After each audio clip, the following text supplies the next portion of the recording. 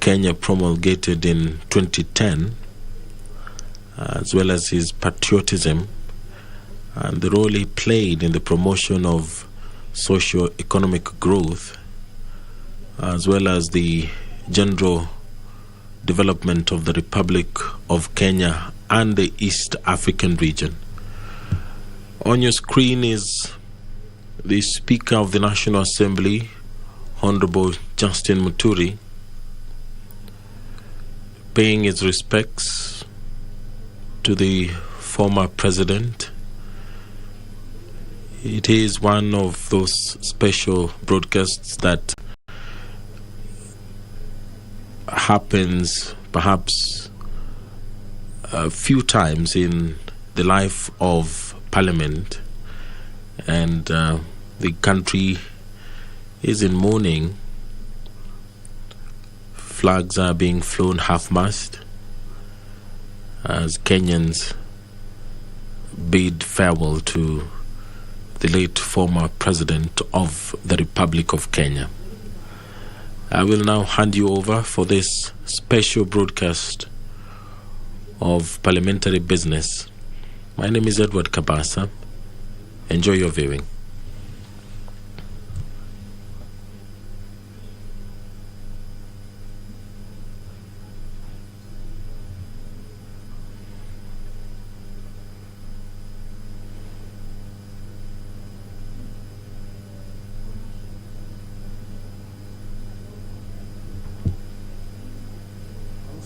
Whom you've been pleased to call to the performance of important trusts in this republic.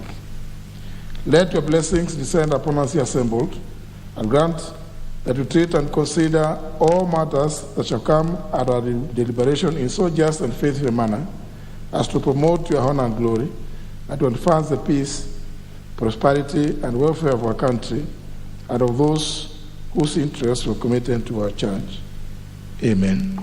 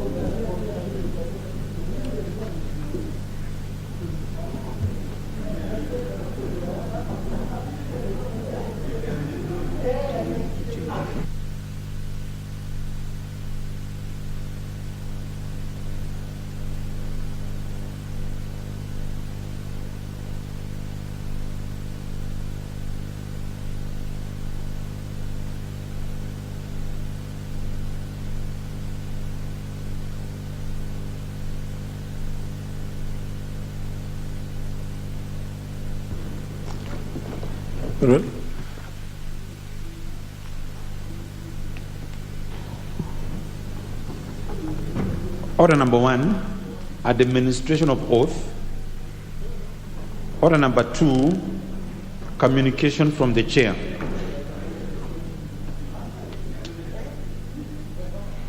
Can we please take your seats? Take your seats.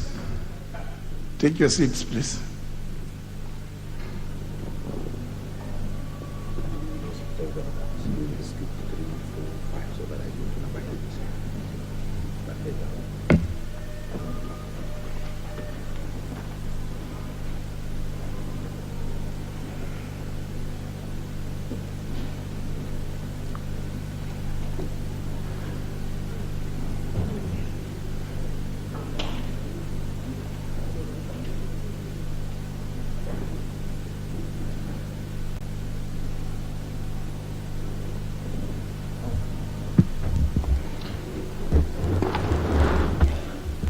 Honourable members, we convene here today under extremely unique circumstances. I wish to formally report to the House that on the 23rd of April 2022, following the presidential proclamation of 22nd April 2022 regarding the demise of the third President of the Republic of Kenya, His Excellency Honorable Emilio Mwai Kibaki, Chief of the Golden Heart, I received a request by the leader of the majority party seeking convening of a special sitting of the House. The purpose of the special sitting is to transact the following business. A, procedural notification to the assembled House with respect to the presidential proclamation of 22nd April 2022 regarding the demise of the third President of the Republic of Kenya, His Excellency Honorable Emilio Mwai Kibaki, and B, consideration of exceptional motion on honor and tributes of the House to the late third President of the Republic of Kenya, following the presidential proclamation of 22nd April 2022 regarding his demise. Honorable members, having taken cognizance of the urgency of the business to be so specified in the request by the leader of the majority party, I acceded to the request to convene a special sitting of the House today, Wednesday, 27th April 2022, commencing at 2:30 p.m. Consequently, and in keeping with the requirements of Standing Order 29, I did gazette this special sitting of the House via Kenya Gazette Notice number 4842 of 25th April 2022. Indeed, this special sitting was also notified to the public by way of newspaper notifications published on the 25th of April 2022.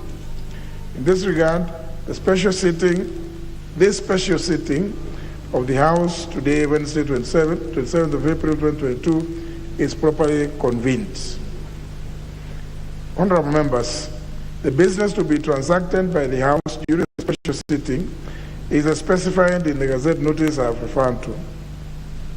Having declared that this special sitting is properly convened, allow me to turn to the most important business that necessitated the convening of the sitting. Honorable members, we have gathered here today under sad circumstances. As you are already aware, the National Assembly and indeed the nation as a whole is mourning the passing on of the third President of the Republic of Kenya, His Excellency Honorable Emilio Mwai Kibaki, who passed away on Friday, 22nd April 2022, while undergoing treatment at the Nairobi Hospital. Honorable members, His Excellency the retired third President was born on the 15th of November 1931 in Gatuyani village, Othaya division in the then Nyeri district, now Nyeri County. He began his early education at Gatuyani Primary School before proceeding to Karema Mission Primary School in Othaya. Thereafter, he proceeded to Mathari School, now Nyeri High School, between 1944 and 1946, where he completed his elementary education. The late retired third President joined Mangu High School, where he studied between the years 1947 and 1950, and attained the highest grade above his peers in his O-level examinations. The late third President then pursued a Bachelor of Arts degree in economics at the Makerere University in Kampala, Uganda, where he graduated with a first-class honors degree in economics. His excellent performance earned him a scholarship to the London School of Economics, where he earned a Bachelor of Science degree in public finance with distinction. Upon completing his studies in the United Kingdom, he returned to Uganda in 1958 and took up a job as an assistant lecturer of economics at the Makerere University. Honourable members, let me pause there to allow those members to make their way into the chamber. Members making your way in, please do so.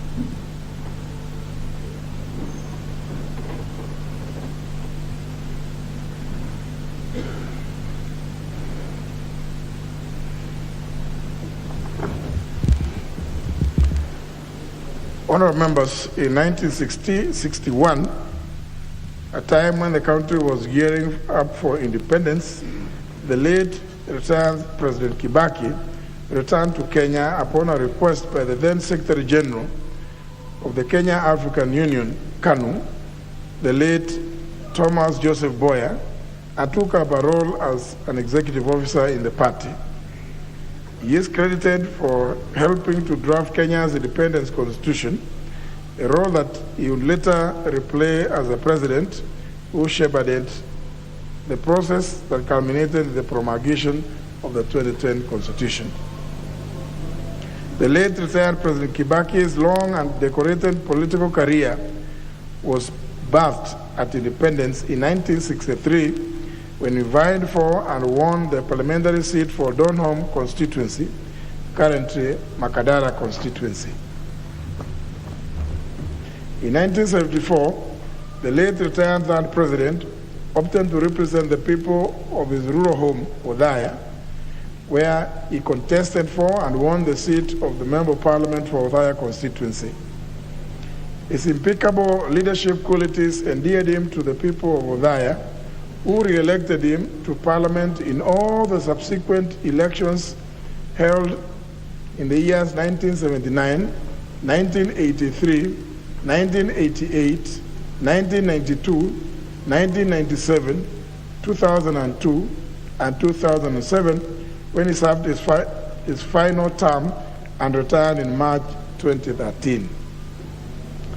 The late retired President Mwai Kibaki leaves an indelible imprint in the history of Parliament of Kenya as the longest-serving Member of Parliament.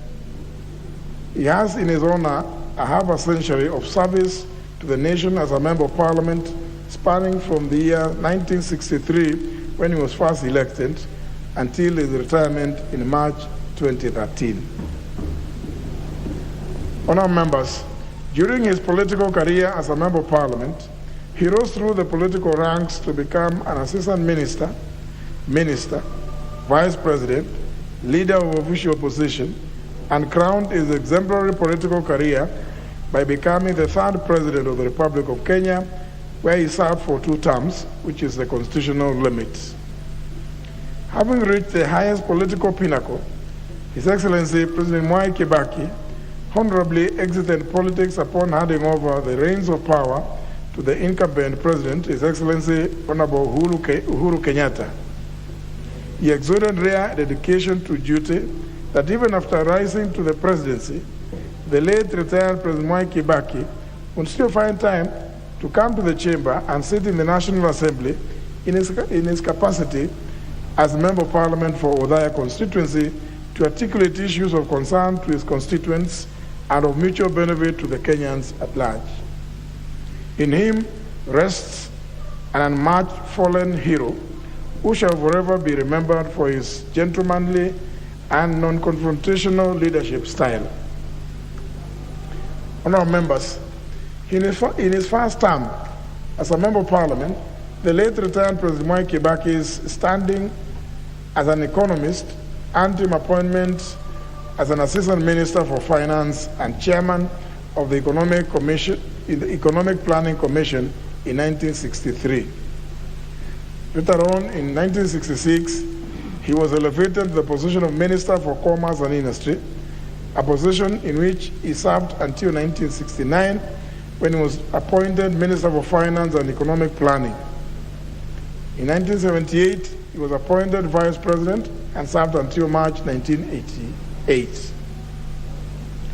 When Section 2A of the former Constitution was repealed in December 1991, following political agitation for multi-party democracy that was inspired by the wind of change from one-party politics to multi-party democratic parties that was blowing across the African continent, the late third president resigned from government and the ruling party, KANU, and founded the Democratic Party of Kenya.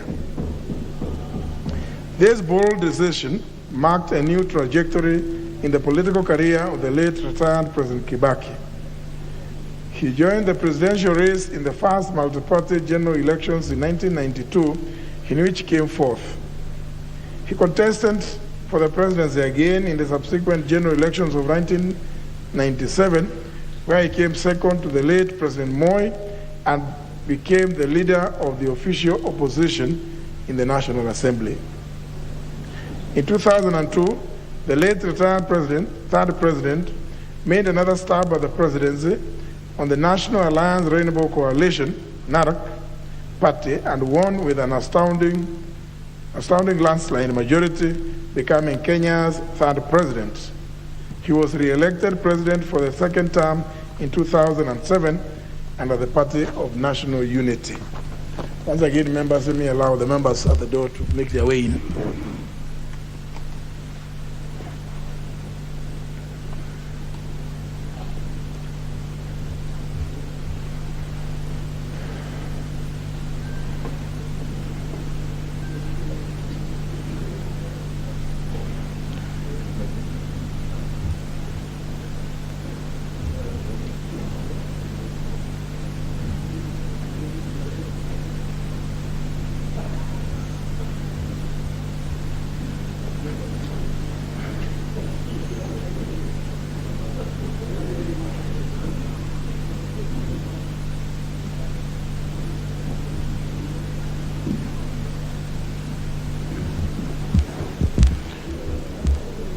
Honourable members, the late retired third president will be remembered for major milestones that transformed the country's economic, social, and political landscape.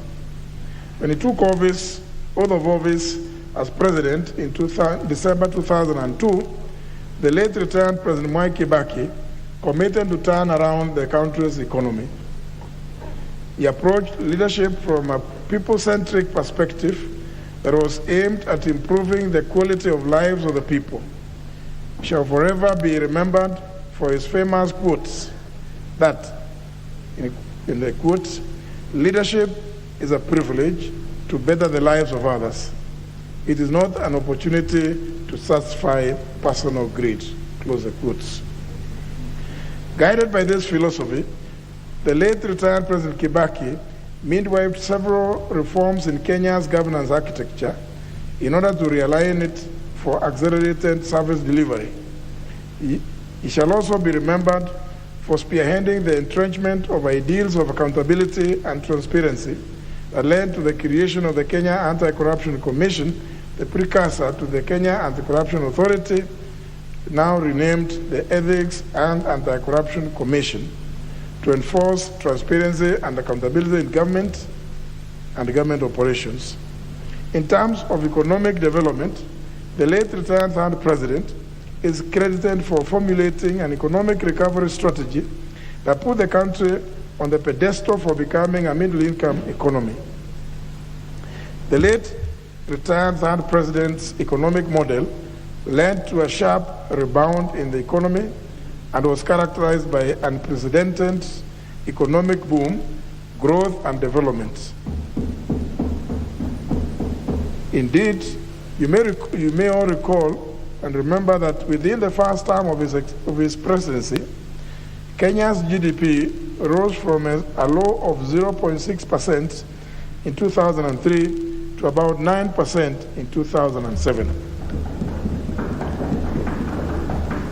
He also embraced self-reliance by increasingly funding the national budget from internally generated resources such as increased tax revenue collections, hence reducing Kenya's dependence on donor aid.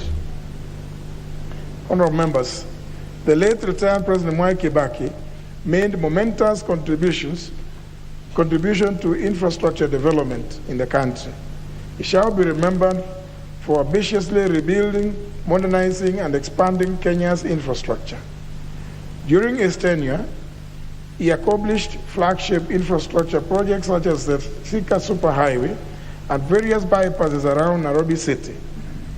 He also initiated other key projects like the Lamu Port South Sudan Ethiopia Transport (LAPSET) Corridor project and the Standard Gauge Railway (SGR), later successfully implemented by the current administration.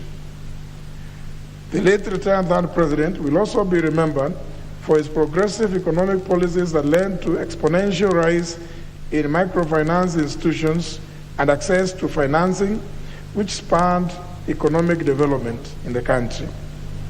It was also during his tenure that the constituency's development fund, with the full support of the 9th Parliament, was introduced, and today, as the forerunner to the devolved fund, the CDF has immensely improved the quality of lives of many people in the country, and more particularly is to be noticed in many regions that have in the past been deemed marginalized. Honourable members, the late retired third president will also be remembered for the boom in the telecommunications sector. It was during his time that he laid the foundation for growth in mobile telecommunications and internet connectivity that has positioned Kenya as a mobile and ICT innovations hub. In the education sector, the late retired President Kibaki will forever be celebrated for introducing free primary education in 2003, during which year about 2 million new pupils who would not otherwise have gone to school were enrolled into primary schools. The progressive implementation of free primary education immensely contributed to the realization of universal primary education in the country and laid the firm foundation for the rollout of tuition-free day secondary education, which presently guarantees a 100% transition from primary to secondary schools. His administration also expanded access to university education by granting charters to several university colleges across the country to become full-fledged universities. The late retired President Kibaki will also be remembered for his role in the constitution-making process in Kenya. Despite the failed attempt in 2005, the late retired third president remained resilient, successfully navigating the divergent constitutional views and bequeathed Kenya a new constitution promulgated on the 27th of August 2010. Honourable members, in order to consolidate the socio-economic and political gains made during his presidency and provide a development roadmap for posterity, the late President Kibaki developed the Kenya Vision 2030, an economic blueprint to serve as a vehicle for accelerating and transformation of the country into a newly industrializing middle-income country by the year 2030. The late retired President Kibaki remains an enigma and a steady people-centric leader who evidently cared most about public good and not personal gain. He was an epitome of gentlemanly and non-confrontational leadership that inspired a sense of duty to serve and not to be served.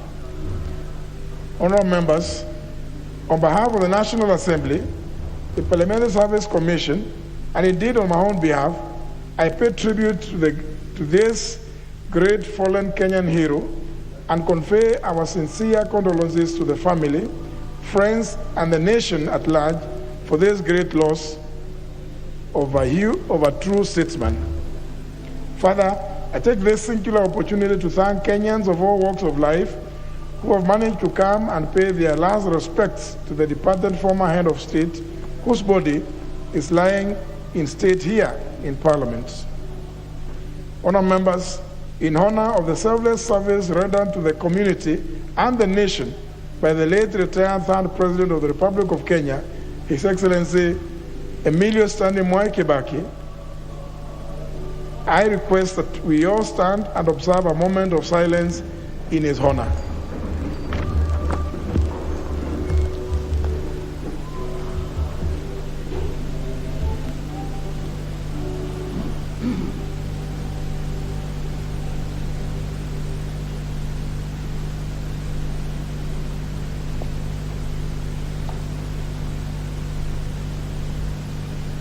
May his soul rest in eternal peace.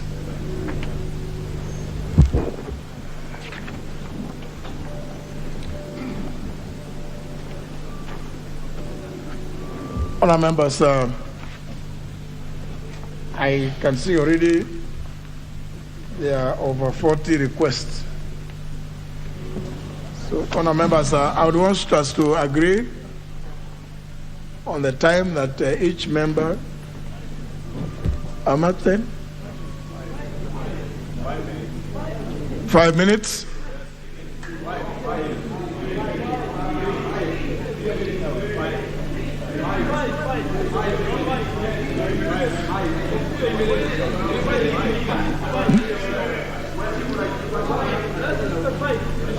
Okay, honour members. Yeah. No, on this one, I think let's give everybody equal time, because honour members, at exactly 4:45, there is a request that we shall adjourn proceedings so as to leave the chamber to allow the military to perform some of their ceremonies, and then at the tail end, we accompany the body up to the gate where the national anthem will be played, and we bid farewell to the body of the late president. So I think 5 minutes is good for. So, honour members, the more time we take, not making the decision, we have 5 for everybody. Very well.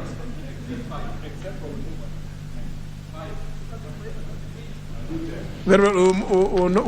We'll skip orders 3, 4, 5. I'll go to 6. All the way to 7. Yes. Order number 8, exceptional motion, honor and tributes of the House. Leader majority. Thank you, Honourable Speaker. Honourable Speaker, I beg to move the following exceptional motion, that following the presidential proclamation of 22nd of April 2022 regarding the passing on of His Excellency Emilio Mwai Kibaki, Chief of the Golden Hearts, the 3rd President of the Republic of Kenya, the tributes of this House be recorded in special honor of the late retired President's long uninterrupted service in this House, his selfless service to the Republic, exemplary achievements, accomplishments of the country, his role in shepherding Kenya into a new constitutional dispensation in 2010, and for his patriotism and role in promoting socio-economic growth and development of the Republic of Kenya and the East Africa region. Honourable Speaker, let me, on behalf of my family and the people of Kibipiri, start by sending my deep, heartfelt condolences to the family and all the Kenyans on the passing on of our beloved hero, the late Honorable Mwai Kibaki. Honorable Speaker, history is more than the path left by the past. It shapes the present and has immense potential to influence the future. And these are words that were said by the former Speaker of the House of Commons, John Barco, when he recounted the steps in history that the House had taken since the 10th century. Today, we have a singular honor, an opportunity to record the tributes of this august House in honor of a giant of history, His Excellency President Mwai Kibaki. Honorable Speaker, in the words of President Obama, I wish to observe that it is hard to eulogize any man. It's hard to capture in words not just the facts and the dates that make life, but the essential truths of a person, the private joys, the sorrows, quiet moments, and the qualities that illuminate one's soul. How much harder to do so for a giant of history, whose legacy is not only our cherished constitutional democracy, but the many aspects that form our social and economic struggles as a nation, and some of which you have enumerated, and the others that are flowing from the public as they talk about the great man. Honorable Speaker, like other giants of history before him, Honorable Kibaki came from a very simple family as the last born of a humble peasant farmers, and he would, as expected, have spent the early childhood assisting his parents to carry out the normal family chores as a handsboy, and including ferrying tobacco from Othaya through the mountain Abadeas all the way to Naivasha and eventually to Donyunjeru when he was a young boy. But this did not deter him from rising to serve his country in the highest office in the land. And I don't want to go through his education, you've covered. But Honorable Speaker, as I stand before this House to mourn and pay tribute to my political mentor, the late President, who is a great economist and a leader to which this country owes a great deal of gratitude. He served in various capacities and left commendable changes wherever he went. As you have mentioned, he started an assistant minister. Then he was appointed a full minister since 1969 to 1978, and then moved on to become a vice president. And during that time, Kenya saw unprecedented growth. I've read a few of his budget speeches, and which I have here, and members would want to share. The library has quite a good collection of that. And just looking at what was happening in the 1970s, I would like to quote what in the budget of 1970, what he said at that point. That given the shortfall in revenue available to the exchequer at the time, at the existing tax rates, and our recent heavy reliance on the banking system, I should have reduced the level of development spending in the 1976-1977 budget in order to keep our books in balance. I'm, however, reluctant to do this, particularly if it delays the restructuring of our economy and its recovery from the recent recession. And he went on to say, and I quote, domestic long-term borrowing achieved a new peak this year. I'm, however, concerned that in the recent years, the only significant subscriber to government stocks has been the NSSF, and that other financial institutions, such as the insurance companies, have invested their surplus funds in property or left them as deposits in banks. I encourage that a greater part of these funds must be drawn into the development effort, and the government is working to increase the attractiveness of government stocks. This was in the 1970s, and the articulation on financial matters was unmatched. Honorable Speaker, despite the political challenges our country faced at that point, President Kibaki always distinguished himself as a great servant, hell-bent to adopt and implement policies geared towards sustainable economic growth, ensuring the overall betterment of the lives of Kenyans. Personally, I knew him as a great friend, having met him about 28 or 30 odd years ago at personal level. And I greatly enjoyed his company at the social level, in the golfing circles, and later on he was to become my mentor in 2002 when he encouraged me to get into politics, and immediately pulled me into his cabinet in 2003. I remember the date, the 3rd of January 2003, and I was to stay in the cabinet alongside him for 10 years. And I watched all these developments that you've articulated as they unfolded, as they were being planned. And I know he was a great gentleman, what you would call a gentleman par excellence, what leadership others would call a global level 5 leader, who is typified by exuding rare greatness, but with a huge sense of humility. And I think that's what he had. Honorable Speaker, after serving as leader of the opposition, he ascended to power at a time of despair and frustration and economic turmoil. And within the first 100 days, he implemented one of the most hailed legacies, especially on the free primary education, which increased the literacy levels to 72%. I'll skip quite a bit of some of the things that I've said in the interest of time.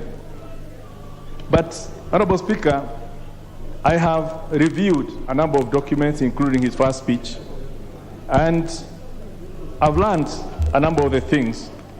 And allow me to quote, Honorable Speaker, one of the critical paragraphs in his speech at Uhuru Park when he came out to power. And for those who will get a copy of that, that's paragraph 5. And he said, "You've asked me to lead this nation out of the present wilderness and malaise into the promised land. And I shall offer a responsive, transparent, and innovative leadership. And I'm willing to put everything I've got into this job because I regard it as a sacred duty." And we all know he put all his energy into serving Kenya for the 10 years. I've offered our competitors a hand of friendship. We have been through a long and sometimes bitter electioneering campaign. Now the elections are over, that there should be no bitterness. And he lived to that. Let us all unite in forgiveness, reconciliation, and hard work to rebuild Kenya. Nation building requires joint efforts of all Kenyans. Let us work for our common destiny and advance our common aspiration to bequeath a better country to our children. And over the 10 years, he lived to those words. Honorable Speaker, within the same, I think within paragraph 7, he articulated, and I quote, one of the things he said, "We want to bring back the culture of due process, accountability, and transparency in public office. The era of anything goes is gone forever, and government will no longer be run on the whims of individuals. The era of roadside policy declarations is gone, and my government's decisions will be guided by teamwork and consultation." And he went on to say, which is very important for us here today, that the authority of Parliament and the independence of the judiciary will be restored and enhanced as part of the democratic process and culture that we have undertaken to bring to foster. Honorable Speaker, when we look at the contents of the Constitution 2010 that brought the independence of Parliament, that no president will ever dissolve Parliament at his whims, is part of the promise that was made in Uhuru Park on that afternoon of 2002 in December when he took over. Honorable Speaker, I could go on and on, but we don't have the luxury of that time. But I want to say that the late president had an outstanding approach to leadership that all of us here should emulate to make Kenya a great country that Mzee left. And as we head to the elections, because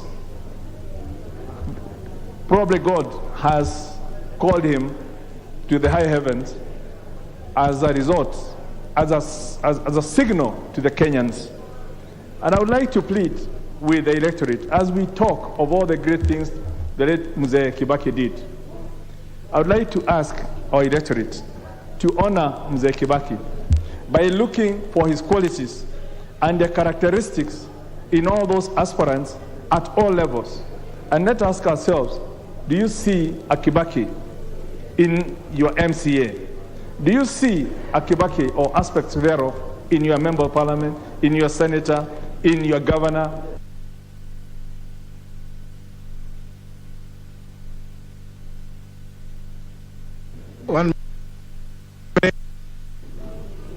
Thank you. Honorable Speaker, I want the electorate to ask themselves whether they see a Kibaki or aspect thereof, those attributes that we are all talking of. And we are saying he did very great, so that we don't just look at, as we say traditionally, that you talk of a cow had milk after it has passed on. We want to look at what do our cows have milk even into the future when they are still living. And I would want to ask to challenge our electorate. Let's look for those qualities in our leaders as we go to those elections, and Kenya shall be a great country as he planned it, as he sowed the seeds, as he created the frameworks for, and we all crave so that our children's children will bequeath to them a better country. Honorable Speaker, I really, in the interest of time and all the other members, I want to stop it there. I could go on forever.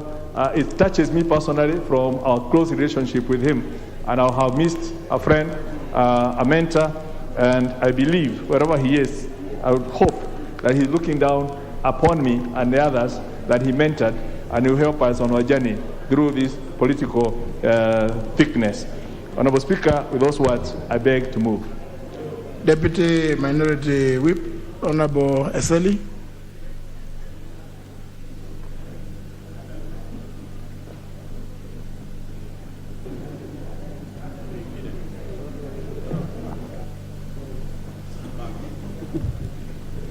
Thank you, Mr. Speaker, for this opportunity to also eulogize a great person, a great leader of this country in the name of Emilio Mwai Kibaki, the retired former president of this country. Mr. Speaker, for us in the western part of Kenya, Kibaki held a special place. Indeed, in the year 2002 election, the western part of Kenya gave Kibaki close to 80% of the vote from Western Kenya. Mr. Speaker, this was not just because of the influence of Michael Wamalwa Kijana, but because the Western Kenya people had great hopes in Kibaki's government. And indeed, Kibaki did not disappoint in his tenure. Mr. Speaker, if I were to narrow down to the constituency that I represented then, Kimilili constituency, we had a special place for Kibaki. Mr. Speaker, at one time, Kibaki visited Bungoma County. That time it was our district, and he came specifically to Naitiri, which was in Kimilili constituency. And we will always remember him, because at that time, he managed to give Kimilili their own district, whereby Kimilili had been anchoring for a new district for a very long time. And at that point, he also laid the foundation stone for a theater, a hospital theater at Naitiri Hospital, being built by Safaricom Foundation. He also laid a foundation stone for a 5,000-liter milk cooler at the same place. So he left a major mark in the wider Kimilili constituency and now in Tongaren constituency. At that point is when he also gave instructions for the road from Kimilili to Misihu to be tarmacked. And indeed, this road was tarmacked. Mr. Speaker, I would say that I was honored to have been in Parliament at the time Kibaki was president of this country. Mr. Speaker, he was an interesting leader in the sense that he listened more than speaking. At one time, when there had been the Tokyo embassy scandal and Honorable Wetangula had stepped aside as the Minister for Foreign Affairs, he had called us for a meeting at Harambee House, members of Parliament from Western, and I told Honorable Wetangula that I'm going to ask the President to reinstate you. And as we got there, Honorable Wetangula grew close, cold feet, and told me, don't mention it. I just kept quiet, but as the meeting went on, at the end I mentioned it. I told His Excellency the President, Mwai Kibaki, that Your Excellency, you stopped, Wetangula stepped aside after the Tokyo scandal and the investigations have not come up with anything. Why don't you reinstate him? Because Kenyans are asking, kama wewe unawacha watu yako kwa mataa. And the president laughed and told me, wewe seli, wewe wacha siasa mingi. And we left the president's office at Harambee House. But indeed, within a week, the Honorable Wetangula was reinstated as the Minister for Foreign Affairs.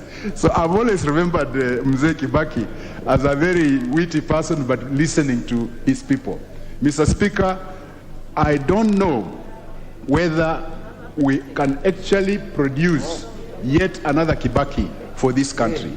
Somebody who had such an impact on the economy of this country until the current leadership that came in after him was able to rebase the economy to a lower middle income economy. Mr. Speaker, this was all because of the efforts that he had put in. And this came about because of the devolution that he started implementing from the time he became president, in the sense that he devolved a lot of economic activity to the grassroots, and that stimulated the grassroots economy. And I believe that's the basis that Kenya has thrived on to be classified as a lower middle income country. And I believe if we follow the new constitution strictly and devolve more funds to the grassroots, perhaps we'll achieve the dream that Kibaki had for this country, including the Vision 2030. Mr. Speaker, it's a great loss to the country, but we thank God that at least he gave us His Excellency Emilio Mwai Kibaki to live that long and lead this country to the direction that he led this country, especially economically, Mr. Speaker. While he might not have played the politics as well as we would have wanted him to, but that was Mwai Kibaki. So we have to accept him as he is and agree that he did a great job. Honorable Sanko. Thank you very much, Honorable Speaker, for giving me this opportunity to send my heartfelt condolences on my own behalf, on behalf of my family, on behalf of the 6.5 million Kenyans with disability I represent in this House, to their family of the late Kibaki, to the people of Othaya, and to the people of Kenya in general. Honorable Speaker, the late Kibaki, our path crossed instantly when I was student organization of Nairobi University president. And at that time, the Moi regime introduced parallel degree program, a program that I was against. And Kibaki was the official opposition leader, so he was against the Moi regime. Therefore, we had one common enemy. And in the spirit of an enemy of your enemy is your friend, we were friends by default. Honorable Speaker, again, our path crossed instantly in 2002 when the late Kibaki was sworn in as the third president of Kenya on a on a wheelchair. Honorable Speaker, therefore we were both persons with disabilities. And a few months into his leadership, he said, wapi ule mlemavu alifukuzwa university, rudisha yeye na wenzake. That is how some of us who are suspended in the University of Nairobi and other public universities got our amnesty from, Honorable Speaker. So, Honorable Speaker, I remember him as a hero who, without him, I would not have completed my university education. Honorable Speaker, Mzee, as he lie outside here, Honorable Speaker, the man who used a breach of the post-election violence victims' dead bodies to grab half of his government in the arrangement of Nusumkate, Nusumkeka, is screaming the loudest. Mzee, as you fly with the angels, the man who was against your legacy project of Thika Superhighway, describing it as a tribal project, is crying the loudest. Honorable Speaker, the man who coined the 41 against 1 political genocide mantra because he was against you and your community is shedding crocodile tears. If Malema was a Kenyan, he would have said, Mzee, give us a signal on how to deal with them. Such sellout, betrayers, and pretenders. Honorable Speaker, we mourn the late Kibaki because in his hand, he left a positive economy. He left an economy, Honorable Speaker, that was thriving, that was on a positive climb, Honorable Speaker. But currently, Honorable Speaker, we have 9 trillion GDP and loans of 12 trillion. That is negative, Honorable Speaker. Kibaki, the late Kibaki, left us when everybody had 3 meals a day. Currently in Kenya, it is very difficult to have even 1 meal a day. Not because you are suffering from typhoid or lack of appetite, but because the economy is that bad. Honorable Speaker, Honorable Kibaki may have been an economist, and his successor did not study economy. But in any case, he was good in figures, and figures never lie. We were doing well as Kenyans under the leadership of His Excellency Mwai Kibaki and under the first 5-year term of the Jubilee administration. But in the second-year term of Jubilee administration, we are now on a negative trend. May the soul of our hero, His Excellency Mwai Kibaki, rest in peace. Fly with the angel, Your Excellency Mwai Emilio Kibaki. Thank you, Honorable Speaker. Member for Arienda, Honorable Tiende Amolo.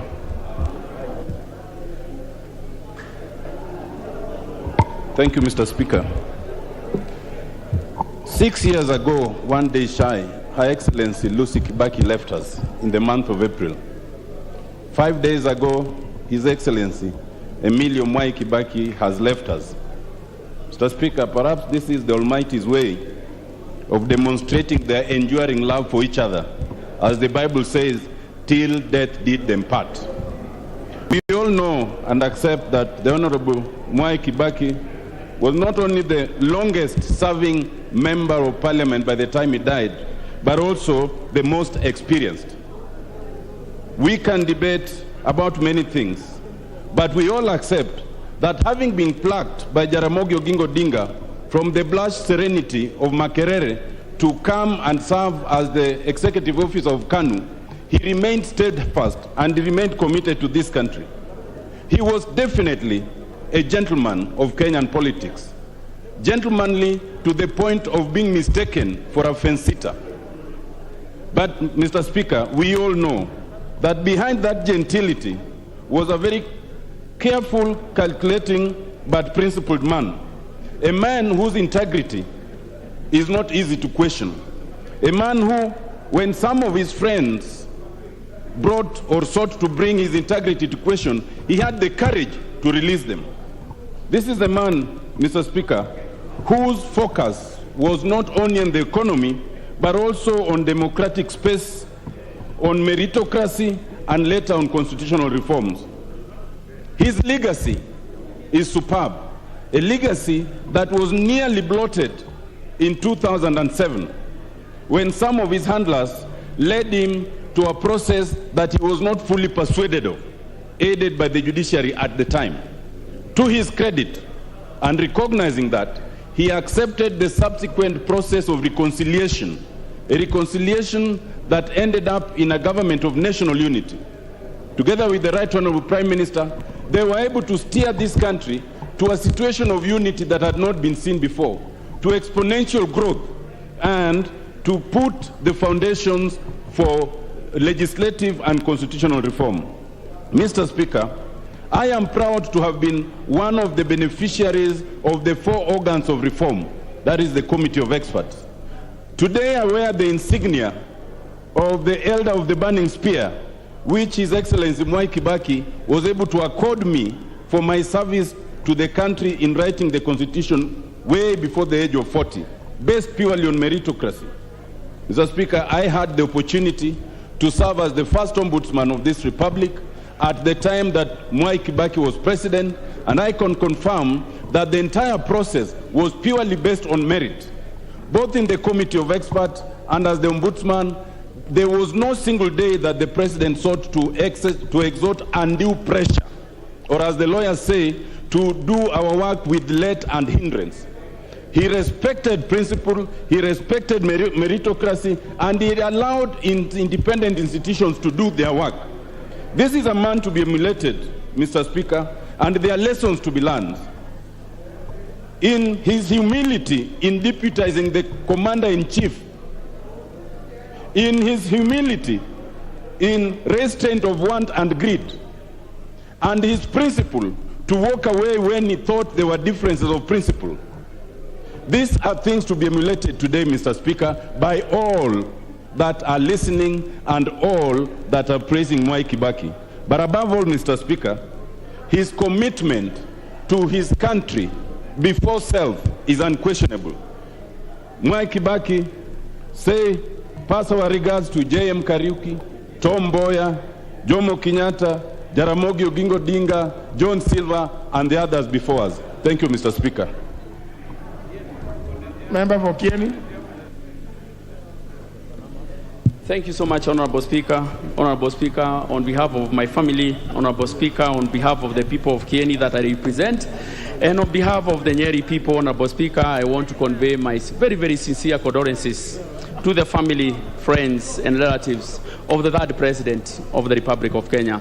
Honorable Speaker, as the country mourns the third president, we should always remember that he was a father, he was an uncle, he was a grandfather, he was also a great-grandfather to many. So I take this opportunity to convey the message to the family and friends. Honorable Speaker, I had an opportunity to interact with the third president, Honorable Speaker, at a tender age when I was at the university. Honorable Speaker, in the year 1998, Honorable Speaker, when our member of parliament, the late Munene Kairo, passed on, I decided to vie as a member of parliament, Honorable Speaker, in 1998. And I remember, Honorable Speaker, the third president inviting us, because he was the chairman of DP, inviting us for a meeting with all the aspirants who are contesting for the Kieni parliamentary seat. And I remember him asking me, young man, you seem that you are a young man and you are contesting for this seat, but we are beseeching you because you still have a lot of time and bright future in front ahead of you. I beseech you, that time calling me Mathenge, that a time will come when you will be elected as a member of parliament. So consensus, Honorable Speaker, did not just start the other day. There was consensus and we agreed that we was to support Dr. Chris Murugaru. And for sure we supported Dr. Chris Murugaru, who became the MP for Kieni.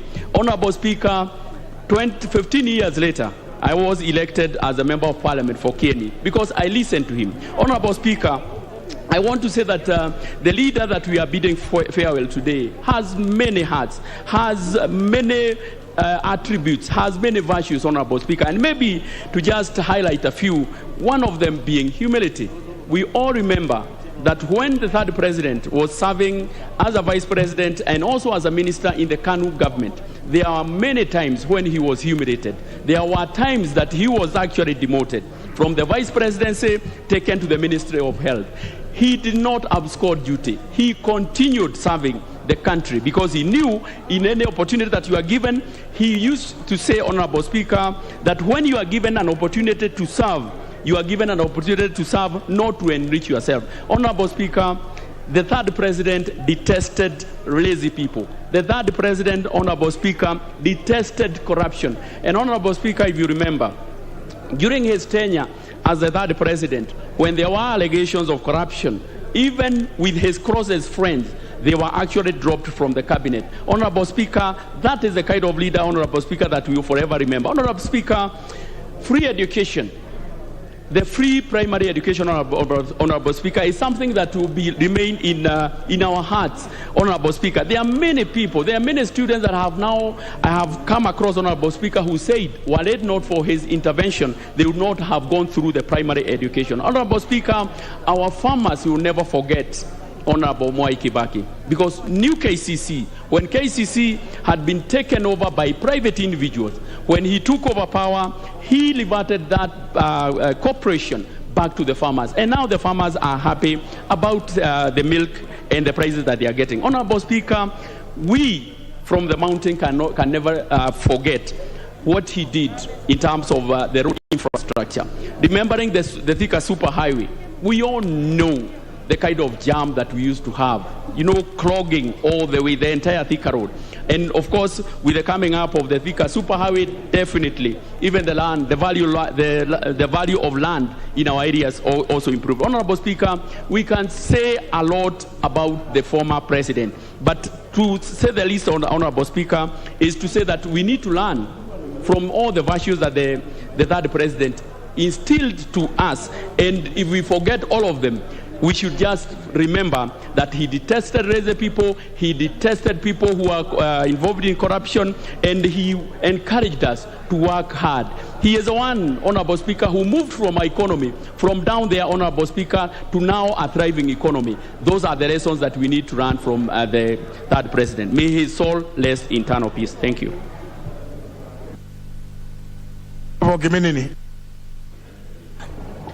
Thank you, Mr. Speaker. Mr. Speaker, on my behalf of my family, on behalf of the great people of Kiminini and Trans Nzoia County at large, Mr. Speaker, we bring our message of condolence to the family of the late President, friends, and the entire nation.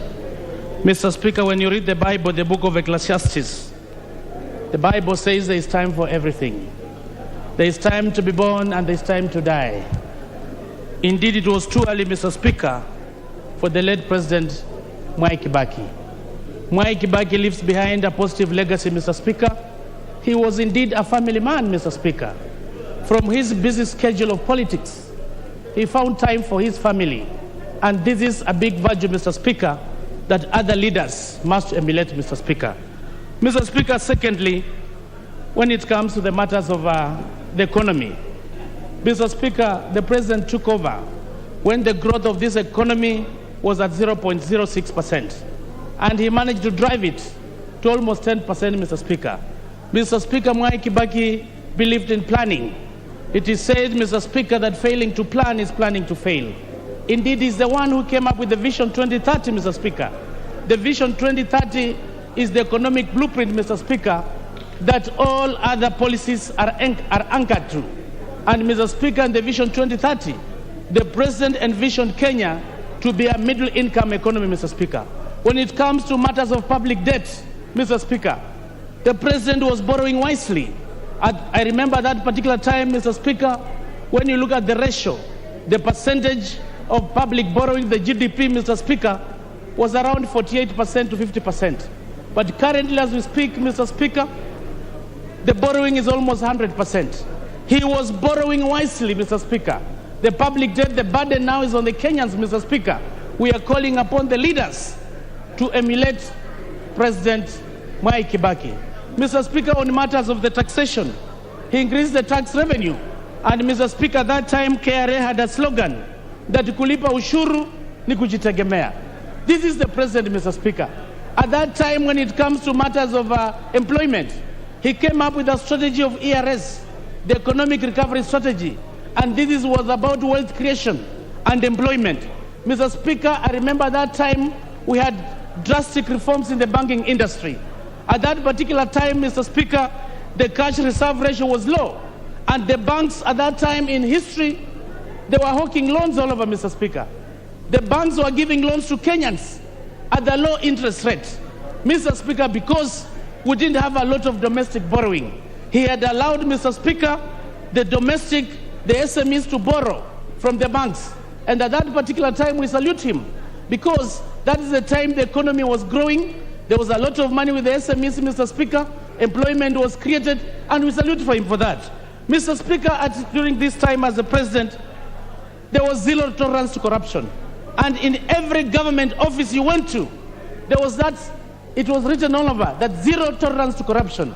We salute President Mwai Kibaki because he was committed to the fight against corruption. I had an opportunity to go to his house with the late Vice President Omalo Kijana, Mr. Speaker. As a young boy, he went to Muthaiga, and I had a chat and had tea with him. I remember very well even Joseph Kamotho was there. And from the communication, he was a humble man. The very first time I went to State House, Mr. Speaker, I was again with the late Vice President Omalwa. After the installation, Mr. Speaker, in Uhuru Park, we went to State House. And at that time, he was still on the wheelchair, Mr. Speaker. And we salute him, the humility he had as a president, Mr. Speaker, the family man, the help when it comes to the economy. So we call upon the leaders of this country, Mr. Speaker, that we are looking for another Kibaki. A Kibaki who will revive the economy, Mr. Speaker. A Kibaki who will reduce the public debt that is burdening Kenyans. A Kibaki who will manage the cost of living. As we speak right now, Mr. Speaker, the cost of living is very high. The issues of inflation are very high, Mr. Speaker. How I wish that we call upon the next president of this country, Mr. Speaker, who I'm very sure is going to be a Kibaki movement, Mr. Speaker, that is going to respect the Kenyans. He respected institutions. He respected Parliament, Mr. Speaker. He respected the judiciary. And we salute him for that, Mr. Speaker. I'm told even at that time he could call off cabinet if a cabinet minister was indeed invited to come to Parliament. We salute him for the respect he had for Parliament and the independency of the judiciary. May his soul rest in eternal peace. I thank you. Honorable Duale. Thank you, Mr. Speaker. Mr. Speaker, on the onset, on my behalf and that of the people of Garissa Township and the people of Northern Kenya, I send my condolences to the family, friends, and the people of Odaya who have lost a great leader. Mr. Speaker, if you allow me, let me quote from the Quran, verse in the Al-Imran chapter that says, every soul will taste death, and you will only be given your full compensation on the day of resurrection.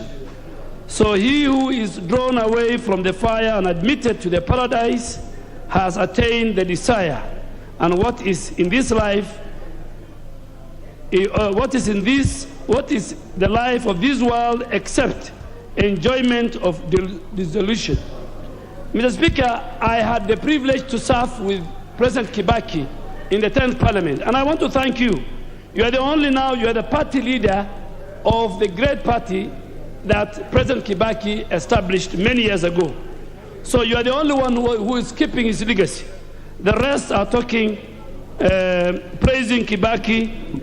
When in the 10th Parliament, when presidents were members of Parliament, and President Kibaki was a member of Parliament for Odaya, I had a very rare privilege to serve with him. I had a very rare privilege to be very close to Kibaki when I differed with my party ODM in 2010, and President Kibaki, myself, and many others, including the current deputy president, adopted us as his political sons. And we survived until 2013. Mr. Speaker, Kibaki will be remembered as not a petty leader, as some people are today. Kibaki will be remembered as a person who does not betray. He doesn't believe in the politics of deceit and betrayal as it is today in Kenya.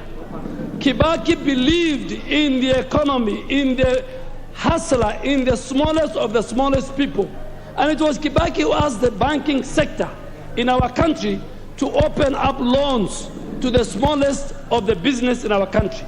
It is Kibaki who brought this country during his tenure. KRA, when he took over, KRA was collecting 600 billion. By 2013, KRA was collecting 1.2 trillion, Mr. Speaker, because he believed in revenue, local revenue. He never believed in debt. Kibaki left us with 1.8 trillion debt. Today, our country is going the route of Sri Lanka, the route of Greece, where we are at 13.5 trillion. Today, when Kibaki was leaving us, a loaf of bread was 20 shilling.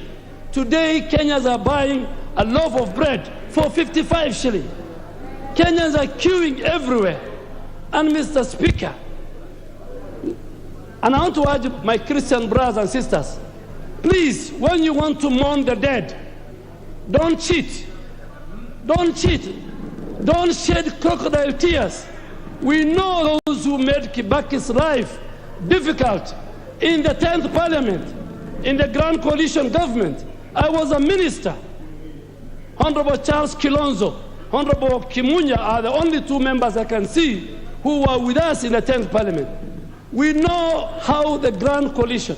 But Mr. Speaker, Kibaki had the best of advisors. Men like Ambassador Mudaura, people like Kimembia, I don't know what happened to him of late. Unlike today, when you have sycophants, when you have got a cartel that wants to steal from the people, Mr. Speaker, the next leader of the Republic of Kenya must be like Kibaki. And the closest person to Kibaki is none other than Honorable William Samoei Arap Ruto. That is the closest man, because the rest worked with Kibaki. William Ruto will, like Kibaki, I have worked with him, will turn our economy. But please, my brothers Christians, don't praise Kibaki if you know you made his life difficult during his time. May his soul rest in peace. Member for Ugunja, Honorable Wandai. Mr. Speaker, thank you very much. And let me join my colleagues in passing my condolences and those of the people of Ugunja. To the family, friends of the late third president, Mwai Kibaki, and indeed, the people of Kenya. Mr. Speaker, the more I hear my colleagues speak with passion, the more I'm reminded of the celebrated speech by Mark Antony in Julius Caesar.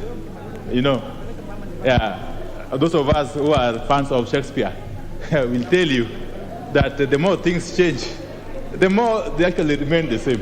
Mr. Speaker, let me say two things. That the Honorable President Mwai Kibaki was a man of his own class. And I can for sure remember him for two things, if only two things. One, as you know, Mr. Speaker, he was among the very few of his generation, the generation of post-independence Kenyan leaders, who are known for nothing else but nationalism. The Speaker, Mwai Kibaki lived the spirit of nationalism till he died. Mwai Kibaki was known as a unifying figure. He was known as a person who was non-polarizing, a virtue that we really need in this country, Mr. Speaker. Mwai Kibaki was the kind of a statesman that you would need at any given moment in the life of a country. Mr. Speaker, secondly, is the legacy that Honorable Mwai Kibaki has left behind. You know, Mr. Speaker, many a times leaders struggle to leave a positive legacy. But what I've come to learn is that once you are a good leader, like Mwai Kibaki was, you don't have to struggle to leave a legacy. It just happens naturally. It just flows, as I'm being told by Honorable Wamalwa. Because when you talk about Mwai Kibaki, what comes to mind? The Thika superhighway. It just comes to mind naturally. What comes to mind? Free primary education, Mr. Speaker. And I'm happy the Honorable Uhuru Kenyatta followed in his footsteps. Because again, if we talk about Uhuru Kenyatta, you would obviously think about the Nairobi Expressway and many other things. So we need, and SGR. So we need really, as we send off this great Kenyan statesman, to relook at ourselves, to think of where we are as a country and where we need to go, Mr. Speaker. Mr. Speaker, I cannot end by saying that Mwai Kibaki did not work alone. Indeed, he was blessed to work with 3 vice presidents during his 10-year tenure.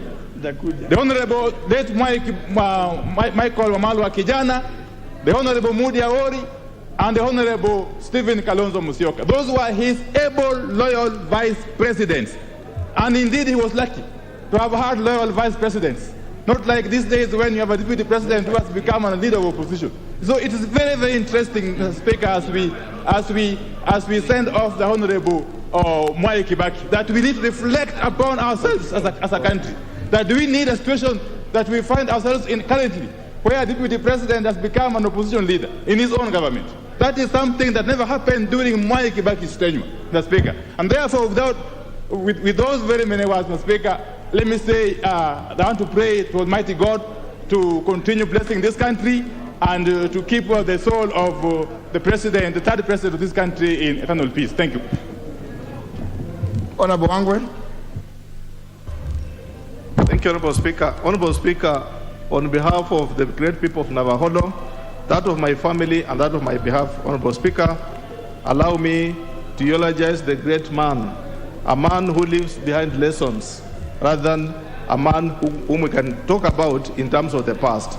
Honorable Speaker, the man, His Excellency Emilio Mwai Kibaki, leaves behind a lesson on leadership. Leaves behind, Honorable Speaker, that leadership is not just for you, it's for a person, leadership for you as a Kenyan, and leadership, Honorable Speaker, for you as a statesman. Honorable Speaker, Honorable Mwai Kibaki leaves behind a lesson in terms of leadership of economy par excellence. He handled the economy of this country right from the time he came from school and joined KANU. That time, Honorable Speaker, to the time he left as the president, he all preached nothing but economy. Honorable Speaker, the lesson he leaves behind also to us is that he believes in a community, he believes in a person, not just one person himself, but also the entire community. Honorable Speaker, we appreciate the late Honorable Mwai Kibaki for appointing the great man, the Vice President of Kenya, the Honorable Christopher Michael Wamalwa. With him, all Luhya nation rallied behind Honorable Mwai Kibaki. Honorable Speaker, I come from a very small community, the Abanyala in Western Kenya. He is the first president, Honorable Speaker, to appoint a Abanyala minister, Dr. Newton Kulundu. We eulogize him as a great friend of ours, Honorable Speaker. Honorable Speaker, Honorable Mwai Kibaki leaves behind the 50 years he has been in politics, Honorable Speaker. That leaves us a lesson of patience, Honorable Speaker. Are we supposed to be in a hurry to be presidents tomorrow? The answer is no. Are we in a hurry to be leaders today and tomorrow? The answer is no. Patience pays. Let everyone, Honorable Speaker, remember Mwai Kibaki as a person who traveled a political journey. He was not in a rush to become the president, and he has led this country so well after 2 terms. We leave him with great honor, Honorable Speaker. Honorable Speaker, with all those lessons, what do I propose? Honorable Speaker, I propose that the great men on this world are remembered through infrastructure, through the roads, they are remembered through the buildings. And Honorable Speaker, I wish to challenge you yourself, Honorable Speaker, as the chairperson of Parliamentary Service Commission. That, Honorable Speaker, you are putting up a good building. And it's my pleasure, Honorable Speaker, that the great member of Kikuyu can allow me to, Honorable Speaker, through this eulogy, I would wish to request you, as the chairperson, Parliamentary Service Commission. I did say that great men are remembered through infrastructure, such as roads and buildings. Today, Honorable Speaker, we are completing the tallest building ever in this compound, in Parliament. Is indeed possible, Honorable Speaker, that through you, we can remember this great man of 50 years through this house, that this tallest building behind you can be named Honorable Mwai Kibaki in his memory. Thank you, Honorable Speaker. I submit. Honorable Kiringo Kubai. Thank you, Mr. Speaker, for giving this opportunity to pass my condolences to the greatly fallen leader. Mr. Speaker, let me take this opportunity to pass my condolences to the family of the late President, Honorable Mwai Kibaki, and also condolences from my own people, my people from Mugembe Central, and I eulogize this great leader who has just left us, Mr. Speaker. Mr. Speaker, the late President Mwai Kibaki was not only a leader, a political leader, but he was also he was a CEO, or he was a manager, in that whatever he was doing, he did it and managed it quite well, Mr. Speaker. Mr. Speaker, we are not praising Honorable Mwai Kibaki only for his 10 years as a president, but since he started the leadership of this country, when he was secretary for KANU, when he left Makerere, Mr. Speaker, he came in and started organizing this country from the word go, when we were grappling with the colonial masters.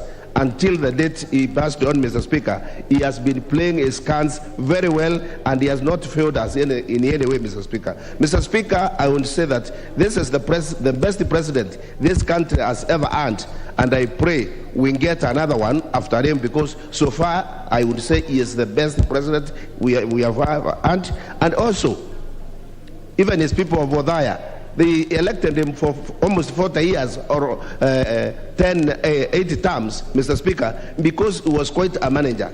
Mr. Speaker, the Honorable late President was a man of few words, but he was very, he was very practical in his doings, and he was really, he qualified to the saying of the English saying, which says, actions speak louder than words. Mr. Speaker, the late President rarely talked. The late president was not on the TV or on radio or in the news all the time, but his actions and the planning of this country has propelled this country very far, Mr. Speaker, and that is a leader who needs to be emulated, Mr. Speaker. Mr. Speaker, I happened to interact with the late president, Mr. Speaker, when he was in DP and he was campaigning for that party, Mr. Speaker, and he happened to visit my constituency when I was just a member of the party, and I had not even joined active politics. And we had an interaction with him, Mr. Speaker, in a certain hotel where we shared a meal and other leaders. And Mr. Speaker, in him I saw a great man. And when he didn't make it to the president, to become the president, Mr. Speaker, it was in the early 90s, Mr. Speaker, it was very unfortunate for this country, Mr. Speaker. Because, Mr. Speaker, if the late president became the president immediately after the repeal of the section, the law, so that we can have many parties, Mr. Speaker, he could have taken us very many miles away, Mr. Speaker.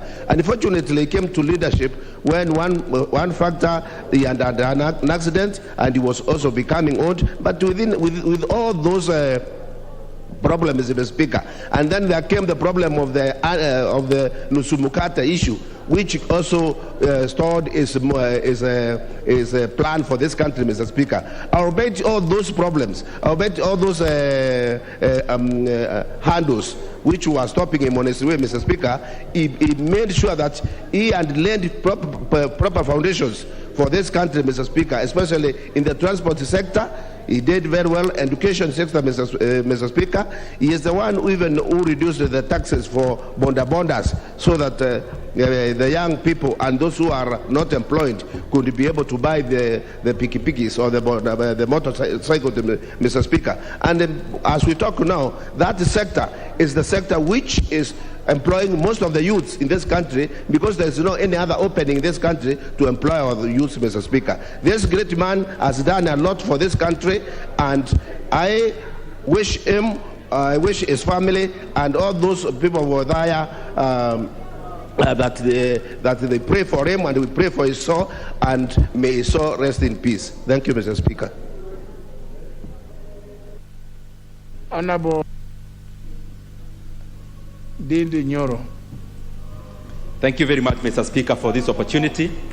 And I rise to send my condolences to the family of President Mwai Kibaki, and also to the people of Kenya, on my own behalf and the people of Kiharu. Mr. Speaker, we learn a lot from the life of President Mwai Kibaki. First, I want to thank the people of Othaya for entrusting a young person to the position of leadership in terms of their MP, Mr. Speaker. President Mwai Kibaki assumed the role of CEO of KANU at the age of 31, went ahead to become an MP at 32, and served for 50 uninterrupted years as a member of parliament. And it is through that incubation of ascending to a position of leadership early that he was able to refine himself, of course through experience, to become the kind of leader, a towering leader, that he became when he assumed the presidency of Kenya. Mr. Speaker, I remember President Mwai Kibaki for the free primary education, and I remember when he was campaigning, his competitor then actually told the nation that it was impossible to offer free basic education. But President Mwai Kibaki went ahead to prove them wrong when he, of course, gave the people of Kenya an opportunity to go to school without paying. Also, most of us, Mr. Speaker, went to universities and got places in various universities, courtesy of the policies of President Mwai Kibaki for opening up space in our private public universities, Mr. Speaker, which previously were held on bed capacity, and also opened up the economy to be able to absorb capital from private sector for establishment of private institutions. But Mr. Speaker, I also want to remember President Kibaki more in regards to the economy. Across all dimensions of the economy, President Mwai Kibaki's legacy, Mr. Speaker, is towering. He got an economy that had revenues of around 200 billion Kenya shillings. By the time he left after 10 years, he had uplifted that revenue by 500% to 1 trillion Kenya shillings. The current regime under President Uhuru Kenyatta has only managed to move that revenue from 1 trillion to around 1.6 trillion, which is hardly 60%. Work that Kibaki did in half a year has taken the current regime an entire 10 years to achieve. President Mwai Kibaki got our country and our economy at a point where the total debt was around 600 billion Kenya shillings. Mr. Speaker, he left us with a debt of 1.8 trillion Kenya shillings, borrowing a net of 1.2 trillion Kenya shillings in a span of 10 years. But Mr. Speaker, contrasting with this regime, that debt from 1.8, we have actually surpassed even the limits we have set in this House If you add even the guarantees, now the total debt is going towards 12 trillion. Mr. Speaker, also, economically speaking, President Mwai Kibaki left our country when the poverty level was around 39%. Mr. Speaker, as we talk now, Kenyans who face multidimensional poverty are just around 63%. 2/3 of Kenyans' households, Mr. Speaker, are living in one way or the other in poverty. And therefore, Mr. Speaker, the country that President Kibaki left that was booming has, of course, descended into poverty.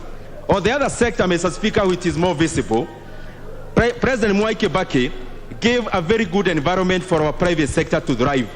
Mr. Speaker, most of the banks and most of the companies in the private sector that we are very proud of as Kenyans, and categorically like Equity Bank, like Family Bank, like many other financial institutions around insurance, Mr. Speaker, they got their operating license during President Kibaki's time. All this, Mr. Speaker, he never managed, Mr. Speaker, to ask for any stakes from these companies. And Mr. Speaker, because I see almost my time is up, among the many qualities we can learn from President Mwai Kibaki is that it is important for leaders not to be conflicted when they are leading. President Mwai Kibaki never did business with government when he was president of Kenya. And I want to say, Mr. Speaker, that it is actually criminal for this regime to every time keep on comparing their performance with that of President Mwai Kibaki.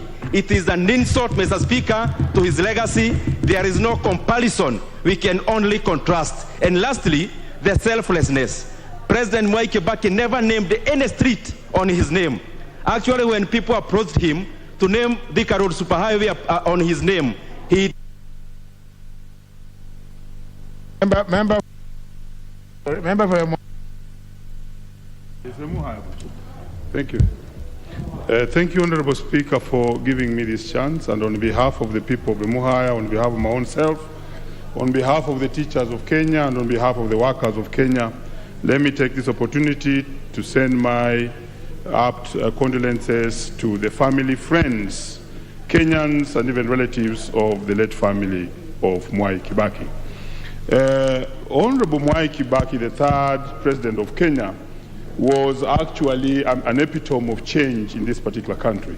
He came to power at a time when we had had the long rule of Moi, but he came up with several changes which made the Kenyans to be proud of his rule.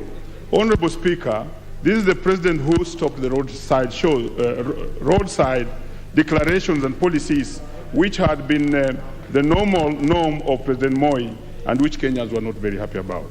Honorable Speaker, Honorable Kibaki and President Kibaki reduced his motorcade.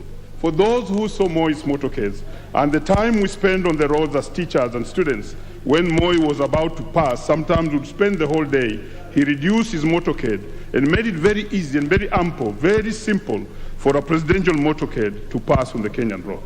Honorable Speaker, on internal and external borrowing, this was a remarkable president who made the loans to be very cheap, especially for workers and more so for teachers. For the first time, we saw banks, more so some banks which teachers could not go to, like the Barclays Bank and Standard Bank, come to staff rooms and hawk loans to teachers and workers of this country. We can never forget this. He made the loans to be cheap and to be available for the smallest man in the country. Honorable Speaker, President Kibaki went ahead to make sure that the teachers got better pay and worked under better conditions of working. There is remembered for the 17.9 billion which he gave the teachers of Kenya as what was called the harmonized salaries between the civil servants and the teachers of Kenya. And that's changed the life of teachers till today. Honorable Speaker, Honorable Kibaki and President Kibaki worked on the minimum wage for Kenyan workers, and is the one who raised it almost to the level that was wanted by the international standards and the ILO. And to date, it has been improved such that the minimum wage stands at what is required by the ILO. President Kibaki did not interfere with trade unions. It was very easy to negotiate as trade unions with the president and government. And at no time when we negotiated for teacher salaries did we even meet President Kibaki. We met ministers and other officers within the system, and the deal would be done. would never meet the president himself. He believed in people. He believed in the people he gave office. Honorable Speaker, I cannot forget the fact that President Kibaki did a lot on infrastructure. In Emuhaya, for instance, he's the one who came up with the Stendikisa Humsalaba Road, which is now in bad condition and which we are asking the current government to make. He also came up with the road from the Buyangu at Rodis Junction to Ekero, which is serving the people of Emuhaya, and we remember him for that. Honorable Speaker, President Kibaki professionalized the civil service and also professionalized the cabinet. For the first time, we heard that people were being told to text their CVs to the president to see where they can be placed in the ministries. This was powerful, and we loved it. There was meritocracy, and merit ruled the day. Today we see people being appointed not because they are professionals, but because they are good friends of those who are in power. This we cannot hide from President Mwai Kibaki. Honorable Speaker, I must say that this is the president who braved the issue of free primary school, and which has now grown to subsidized secondary school, which we enjoy today. He was very brave because he said within the first 100 days, he will have brought free primary school. I remember when I met President Uhuru after Kibaki left the throne, I told him that Kibaki has done it all. The best you could do now was to do three things: that you must make sure that the secondary school education is free. You must also make sure that teachers are paid well, and make sure that you build the railway. The rest is a story for another day. Honorable Speaker, President Kibaki was the leader of the opposition. Today, people fear to be in the opposition. This, I should say that we go to the next election. Those who will be in the opposition must remain in the opposition, so that we have a check and balance in Parliament. Hey, you guys, what's happening? I must say, Honorable Speaker, that President Kibaki also is remembered for handing over power to his next president.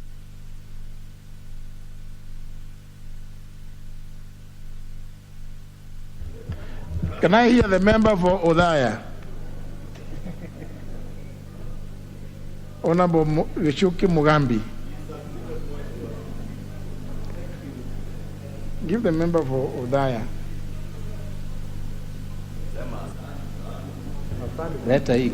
Sawa, asante sana. Asante sana. Thank you, Honorable Speaker. Honorable Speaker, allow me to pass my condolences to the family, to my great people of Udhaya and Kenyans at large as they mourn this great statesman. Allow me, Mr. Honorable Speaker, to thank people of Udhaya who stood with Mwai Kibaki for that period of 40 years. Allow me to thank Kenyans for giving Rais Honorable Mwai Kibaki a chance to serve them as their president. Honorable Speaker, I want to eulogize a very humble man. A man, if you remember, Honorable Speaker, who came into power and refused to be called Mtukufu, and is the one who introduced the term Mheshimiwa for president. Honorable Speaker, we need to remember how humble Honorable Mheshimiwa Kibaki was. He refused, as many of you have said, for any project to be named after him. But I want to confess that now that he's gone, we are allowed, as our whip has said, to name a few projects after him. Honorable Speaker, like in Odhaya, we have a level 6 hospital, which we will name after him as Mwai Kibaki Teaching and Referral Hospital. Honorable Speaker, I had a chance to serve under Mwai Kibaki as his chairman of Udhaya Development Association. As you know then, the Katiba had not allowed the constituency where the president comes to elect a member of parliament. But he gave me a chance to serve on his behalf as an acting member of parliament in Udhaya. And I want to say, Honorable Speaker, I was lucky he did recognize my service and gave me an MBS for the service I gave to Udhaya people. Honorable Speaker, we cannot forget where the president left this country in terms of economy, in terms of education, in terms of social and political status. We know that he's the man who enacted the 2010 Constitution, which is a document, Honorable Speaker, that will guide the democracy and the freedoms of Kenyans in this country for a long time to come. I remember the president for his vision. Honorable Speaker, Mheshimiwa Kibaki took over a country that was almost directionless. But he was able to come up with Vision 2030, which is a blueprint that again will guide the development of this country for up to the year 2030. Honorable Speaker, we cannot forget the many children who have had a chance to achieve their dreams because of the free primary education.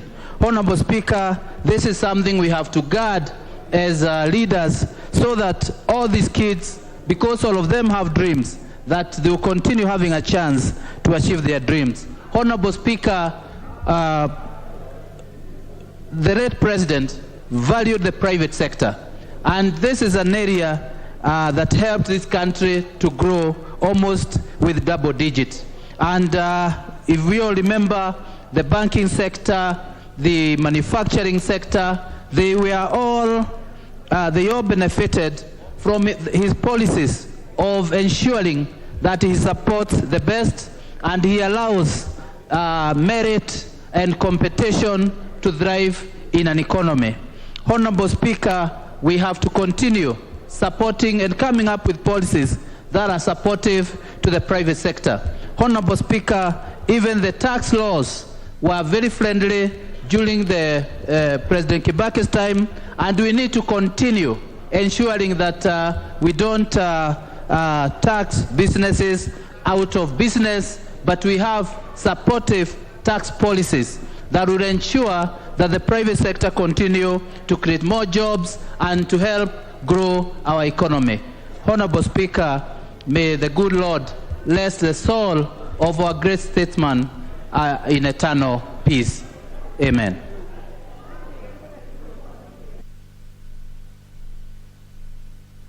How long is that? Which is what's your point of order? Mr. Speaker, sir, I raise on a point of order, and I've noted that, and I appreciate the fact that you have permitted members to speak for 5 minutes each. However, there are at least over 50 to 60 members who would like to address this issue, and I'm requesting we will not have a chance for all of us to speak. The time is 4:30, and if you do the mathematics and the House adjourns at 7, not everyone will be able to pay tributes to His Excellency. So what are you suggesting? I'm suggesting that the time be reduced to either 2 or 3 minutes. We did that for the late His Excellency Daniel Toroitich Moi, where we contributed at 2 minutes each. Can we say 3 minutes? Yeah, honourable members, remember this. That's why you see I'm consulting, because we also need to know at what point should the public be stopped from coming, because we can't adjourn and walk out in our procession against the public. So even these people in red attire there should also organize themselves. Honorable Kilonzo. Thank you, Mr. Speaker. Mr. Speaker, allow me to pass my condolences and to those of the larger Kilonzo family. The late Mzee Kibaki was a good friend of my dad when my dad was in the police service. And indeed, when my father died in suspicious circumstances, Mzee Kibaki, then a member of parliament in the opposition, did come to mourn with the family, Mr. Speaker, and attended the funeral service at Holy Family Basilica. Mr. Speaker, myself, even joining politics, Mr. Speaker, among the few people supported me financially was none other than the late President Mwai Kibaki. Mr. Speaker, Kibaki will be remembered as an economist, a man who transformed the Kenyan economy to what it is today, Mr. Speaker. Mr. Speaker, changing Kenyan economy to a middle-class economy is not something, Mr. Speaker, which can go unnoticed, and this was done during Kibaki's time. Mr. Speaker, it is during Kibaki's time when he had the Vision 2030, which successive government, Mr. Speaker, have still adopted. I recall very well as a young member of Parliament, the first budget, which was read in July 2003, Mr. Speaker, after Kibaki took over from the former regime of Kano, was only 256 billion, the entire budget, Mr. Speaker. 10 years later, Mr. Speaker, the national budget which he handed over, the last budget which he supervised was at 1.8 billion, Mr. Speaker. It was during his time, Mr. Speaker, where he emphasized on generating our own taxes to run the economy and reduced our dependence of aid, especially Western aid, Mr. Speaker. Mr. Speaker, many might not know that Mzee Kibaki believed in devolution, Mr. Speaker. It was during his time, Mr. Speaker, that CDF, which was a private member's motion by Engineer Karue, he actually requested Engineer Karue to surrender the bill to be a government bill, Mr. Speaker, and then the government brought the bill. Today, we now have National Government Constituency Development Fund, Mr. Speaker, courtesy of the late President, Mr. Speaker. But, Mr. Speaker, the late President believed that, Mr. Speaker, ministers in the House must fight their wars in the House, Mr. Speaker. Mr. Speaker, allow me to end there and say, may so rest in peace. Member for Madira.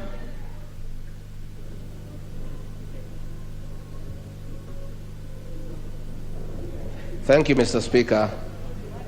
I want to, from the onset, send my condolences to the family of the late Mzee Mwai Kibaki, a great man, a visionary leader, a brilliant economist, a Democrat by excellence, and the best president ever in our 5-decade history in this country. Mr. Speaker, the late Mwai Kibaki hailed from Nyeri, the lads of milk and honey, the land of the courageous, the land of the brave, the land of Dedan Kimathi Washuri, the land of Professor Wangari Maathai, and he has done us proud. Mr. Speaker, Mwai Kibaki's pretended over unprecedented economic development that changed people's lives, and by the time he handed over in 2013, Mr. Speaker, he left Kenyans a happy lot. Everybody had money in the pocket. Mr. Speaker, the late Mzee Mwai Kibaki expanded business and created the best environment for doing business in this country. He opened up the East for the people of Kenya to trade with China and other countries. Mr. Speaker, he brought about access to affordable credit. If Kenyans can remember during his time, there were tents outside every building where banks were hawking loans to the people of Kenya to do business. Today, the reverse is the reality. It is Mwai Kibaki who brought free primary education, and he will be remembered by the people of Kenya for many years to come. Mr. Speaker, Mwai Kibaki had respect for the rule of law. He never used the criminal justice system to manage politics. He managed politics in the conventional way. And he was a gentleman, and he never coerced anybody. He never intimidated anybody to follow his political thinking. He let every Kenyan be. After serving for 39 years as Member of Parliament for Udaya, when the time came for him to retire, he never forced the people of Udaya, who is the next Member of Parliament. When his time as President to retire came, he allowed the people of Kenya to choose their own leader without coercion and intimidation. May his soul rest in eternal peace.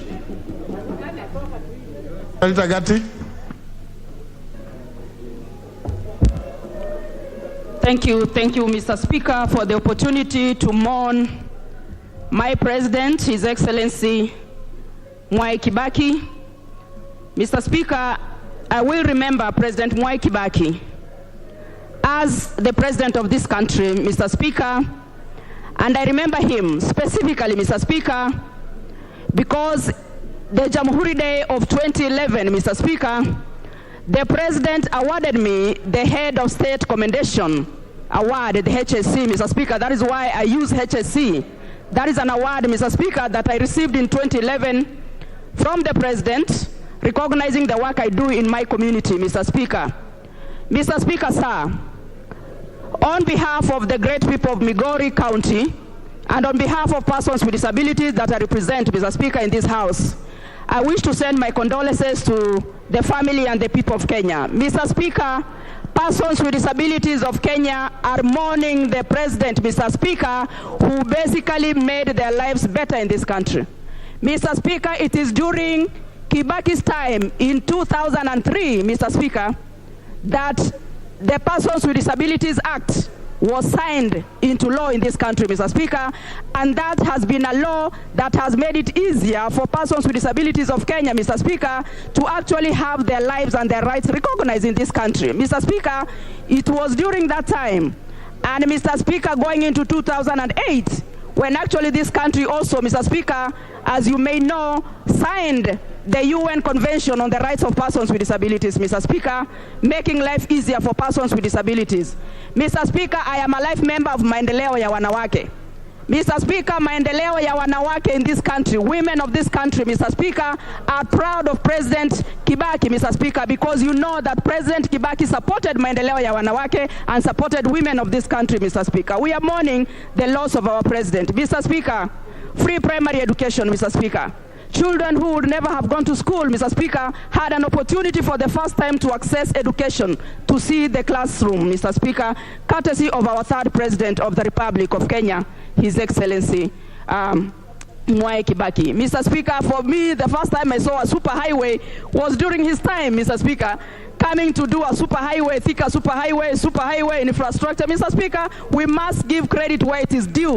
And Mr. Speaker, I salute President Mwai Kibaki, and I ask that his soul rest in eternal peace. Amen. Thank you, Mr. Speaker. Member for Kadui. Sorry, Honourable members, I'm still trying to coordinate out there. Thank you, Honourable Speaker. I wish, on behalf of my family, the people of Kandui, and the entire Democratic Action Party, to send condolences to the family, friends, relatives, and Kenyans for the loss of President Emilio Mwai Kibaki. Mr. Speaker, I had the privilege of serving with President Kibaki during the 8th Parliament when he was my leader of opposition between 1997 and 2002. Mr. Speaker, I also had the privilege of having served with him as my president, as both Member of Parliament, and also as his special envoy to the African Union and Somalia, Mr. Speaker. Mr. Speaker, this is a great man, a great leader Kenyans have lost. He was a pillar of stability, Mr. Speaker.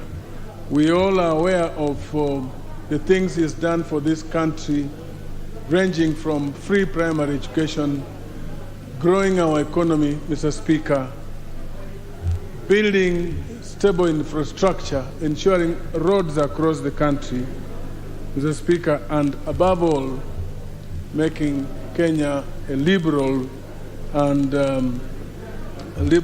open society with expanded democratic space. Mr. Speaker, as you are aware, he was the leader of the Democratic Party of Kenya, the party you now lead. The party that you now lead, Mr. Speaker, and I lead the Democratic Action Party of Kenya.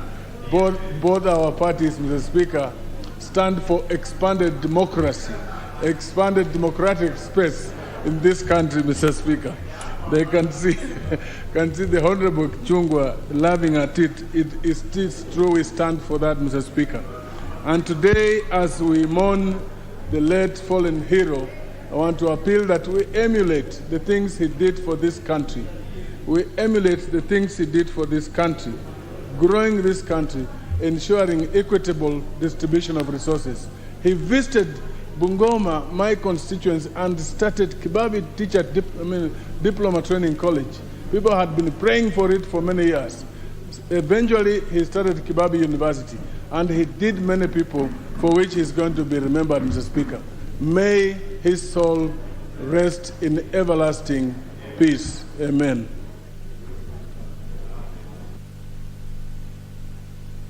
Sorry.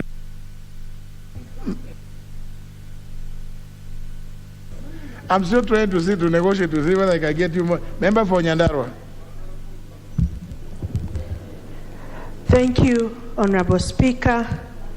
On behalf of myself and on behalf of the great people of Nyandarua, I join all Kenyans in expressing my sorrow and heartfelt condolences to the family of our late former President Emilio Mwai Kibaki.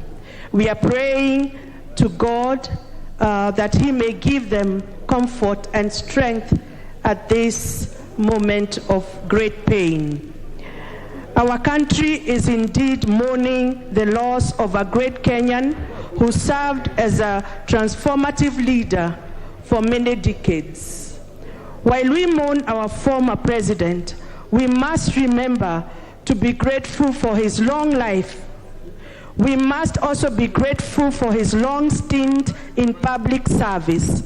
Since the early days of independent Kenya, he served as a minister, vice president, opposition leader, and finally as president. His long story carries a significant lesson for us. He leaves with us a legacy of service, indeed a great man.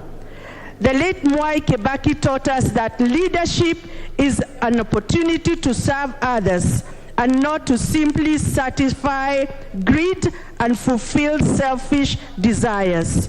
Mwai Kibaki served the people of Kenya in various capacities for an extended period. His example reminds us of the need for endurance, persistence, fortitude, and humility. Let all Kenyans carry this with them, the memory of a man who served his people and continually sought to improve lives. May God bless Kenya, and may his legacy of the late Mwai Kibaki always shine brightly in our nation. May his soul rest in eternal peace. Member for Narok North. Thank you, Honorable Speaker. I'd also like to take this opportunity to condole with the family of the late Honorable Mwai Kibaki and to tell them that the Kenyan people are with them at this particular time. Honorable Speaker, this is actually what we can call the end of an era. This one is actually the last of the founding fathers that has left us, and the history will always judge him kindly because he has been the best of the best as far as the affairs of these countries are concerned. Honorable Speaker, I'd like maybe to just say that, as they say, calm waters run deep. And I believe there is no deeper leader that has ever served this country more than Mwai Kibaki. In fact, many people will have seen his demeanor, self-effacing manner of living and of doing his work as a weakness, but it was a strength that actually made this country great after it was actually the precipice as far as its economy was concerned. He actually retrieved the economy of this country at the very brink when it was almost about to cross the Rubicon. Honorable Speaker, Honorable Kibaki taught us many things. The most important of them all is that a great leader is born, a great leader remains a great leader, and you do not have to be a gadfly to become a great leader. He became a great leader because he was meant to be, and he was. Honorable Speaker, the other lesson that we as politicians have learned from the life of Mwai Kibaki is that your family does not need to actually ruin the economy through theft, through corruption, or through actually dipping their hands in the till. He left a family that was clean. He left a family that did not have to benefit from the public largesse. And I think this is a family that should have been emulated, and we are very proud of that family. Honorable Speaker, I would like to also say that Honorable Kibaki taught us that endurance pays. He also taught us that you can actually fall once, twice, thrice, but as long as you want to rise up again, you'll rise up again and win the prize. He taught us that, and he became the president of this country after people had ruled him out politically. The people of Narok actually benefited from him through infrastructure like the Narok-Sekenani Road. And I think there are many things that he did for us. We got employment during his time, and he never segregated or served a particular community but served all Kenyans. May his soul rest in eternal peace. Thank you, Honorable Speaker. Member for Kikuyu. Thank you, Honorable Speaker, and allow me to join other Kenyans in conveying my heartfelt condolences to the family of the late President, those of my family, and the people of Kikuyu.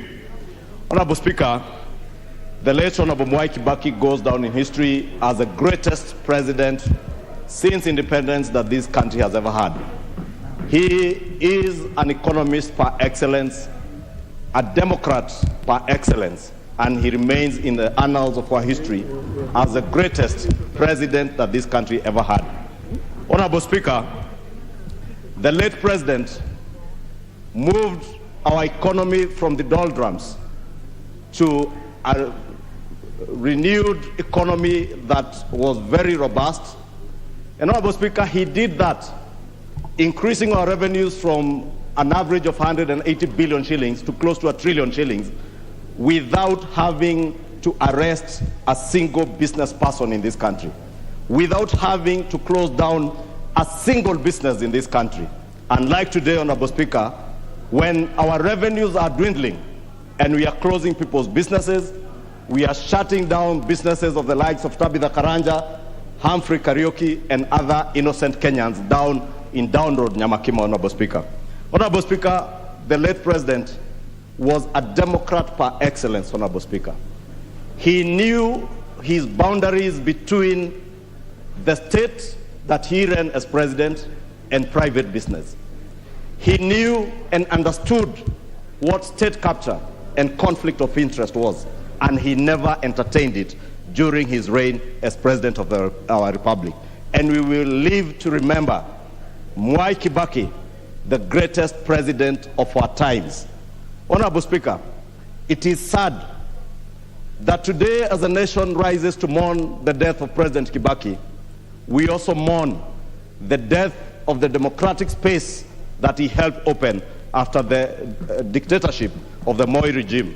We mourn the death of our economy that he helped to uplift from the doldrums. And in a short 4 years of the handshake regime, the economy has been taken back to where President Mwai Kibaki had lifted it from. How sad it is, Mr. Speaker, that today, as we mourn the greatest president of all times in this country, Honorable Speaker, we also mourn the death of our economy. We mourn the death of our then robust democracy, Honorable Speaker. And Honorable Speaker, we can only pray that those who tormented Mwai Kibaki, those who said that he's the hands off, ears off, everything off president, at his hour of death, we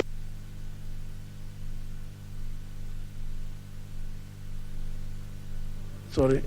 Member for Emuru Adikir. Thank you, Mr. Speaker. I wish also to rise to mourn a great icon, a great president who ever lived in this country. Speaker, even as we look outside there, where the great man is lying, we will remember him for many things, Mr. Speaker. One of the issues that we remember Kibaki, the late Kibaki, with is the change of economy in this country, Mr. Speaker. I think when Kibaki took over, Mr. Speaker, this country was in shambles economically.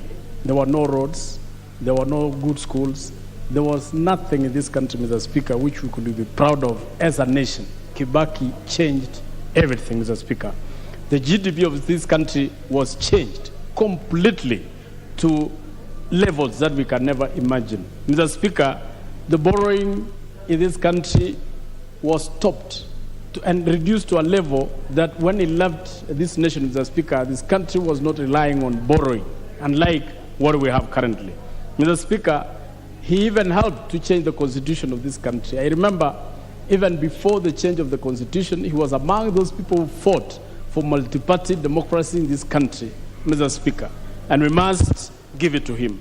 Speaker, even the constitution itself, remember the constitutions are usually changed at times of war, but Kibaki changed the constitution when the country was calm because he accepted that if there has to be a democracy in this country, then we as a nation must accept to change the law. Mr. Speaker, he did a lot in terms of infrastructure. I remember when we used to travel from Narok to Nairobi, Mr. Speaker, we'd go all the way to Nakuru, through Kericho, and then to Kino, and then to Nairobi. But after he took over, Mr. Speaker, he changed all the roads in this country so that each and every road was passable. Speaker, what Kibaki did in a few years, which I think it is only 5 years, he introduced even the free primary education, something which you can't imagine. The current government, which has taken this country for 10 years, has never even improved on the free primary education, Mr. Speaker, not even changing the free secondary education. Speaker, I wish to say, lastly, that Kibaki will be remembered for so many things. And what I'm saying is, even as we remember this great man, those of us who are left behind, suppose this country gave you an opportunity to serve as a president, what will you leave behind? Will you leave a united nation? Will you leave a country that is economically vibrant? Will you leave a country that will remember you for many good things? Or you will leave a country that will be in shambles? Speaker, that is a question that must live with us, even as we are closing the term of this 5-year term of members of parliament, going for another election. Speaker, may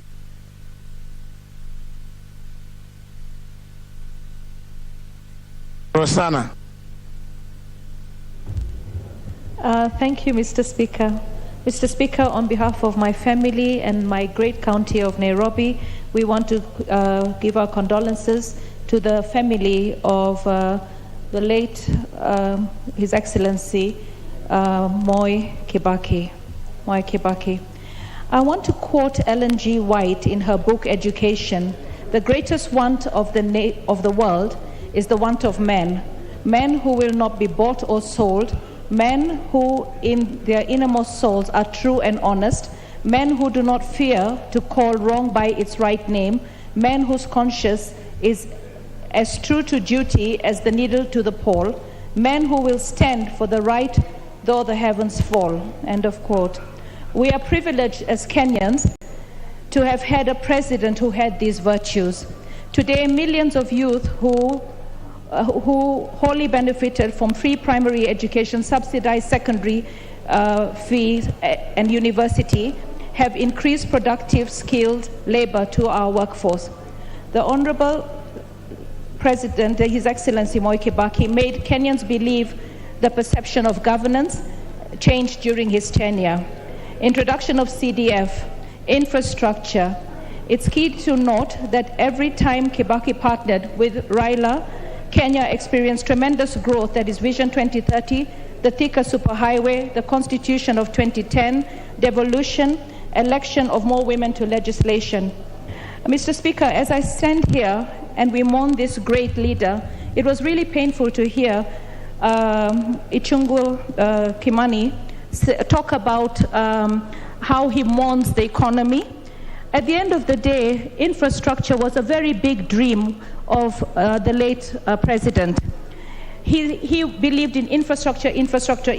Some of the projects that the current presidency completed, right, were started in his tenure. And it is nice to note that all these highways that we enjoy, the continuity by His Excellency President Uhuru Kenyatta of the said projects have given Kenyans gateways to not only the region, but also the greater world.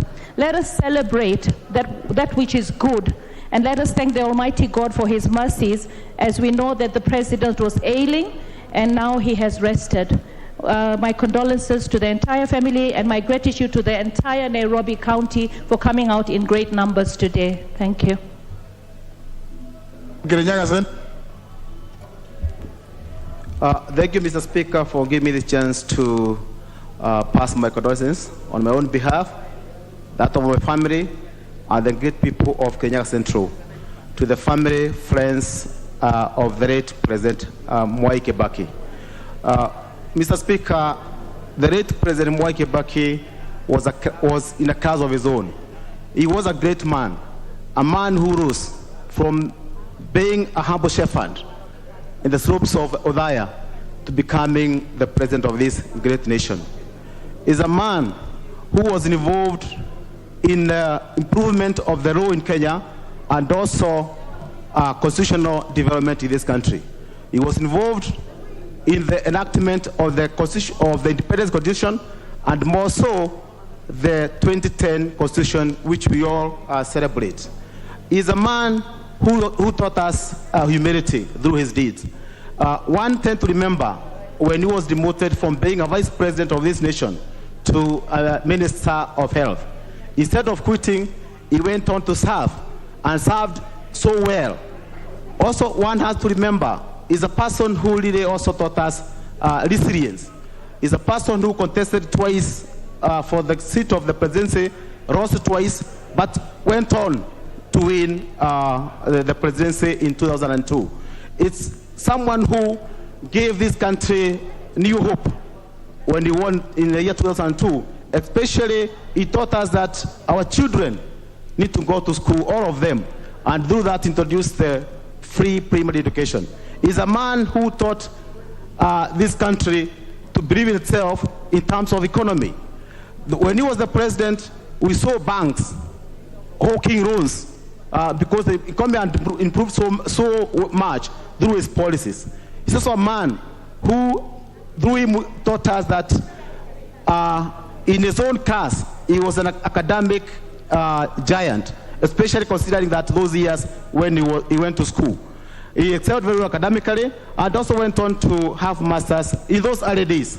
And I think it's true that this great man, we always remember him, especially also his way and gift of being country together, even in the times of turmoil. Someone who never used to suffer fools, someone who never used to be harsh or even dictatorial throughout his management. In fact, he demystified the seat of the presidency in a way that we came to appreciate. You can criticize the president without being disrespectful. May his soul rest. Member for Kajiado South. Thank you, Mr. Speaker.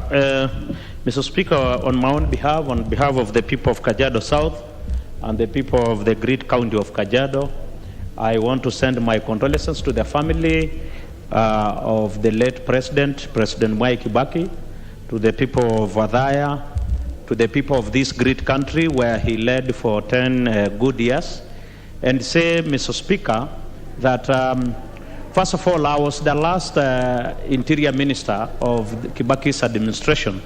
Then it was called the Ministry of Internal Security and Professional Administration. And I just want to say that economically, Kibaki was a performer. Politically, he was a Democrat. Mr. Speaker, why do I say as a performer? You know, in my first term, 2003 to 2007, in my own constituency, Mr. Speaker, the Emali Loitoktok Road was tarmacked by, the administration of the late President Mwai Kibaki. It was also in that time that the people of Loitoktok really remember the late president for giving us a district called Loitoktok District, where we used to come up to Nairobi and then go back to Kajiado to get our district services before, Mr. Speaker. Mr. Speaker, the late President Mwai Kibaki can be remembered for so many good things. Actually, it's just good to say that so far, he is the best president we have actually seen as a country, Mr. Speaker. In fact, we keep saying that he came a little bit too late when the term limits for the president were already in our constitution, Mr. Speaker. Otherwise, we would be very far, Mr. Speaker, as a country, if we had gotten that democratic leadership and also leadership based on performance of Mheshimiwa Kibaki, Mr. Speaker. I also remember personally that he awarded me with the 2 medals One was the Moran of the Golden Heart. The other one, he awarded me the Elder of the Golden Heart, Mr. Speaker, as a cabinet minister. And I benefited so immensely with his wisdom when I used to consult him on matters of security, matters interests of this country, matters politically. And finally, I want to say what he used to tell us in cabinet, that cabinet ministers find time for three things. One, find time for parliament. That is where you will articulate issues. Find time for your constituent and find time for your family. So he was a great family man, and I would like to say, may his soul rest in eternal peace. Thank you, Mr. Speaker.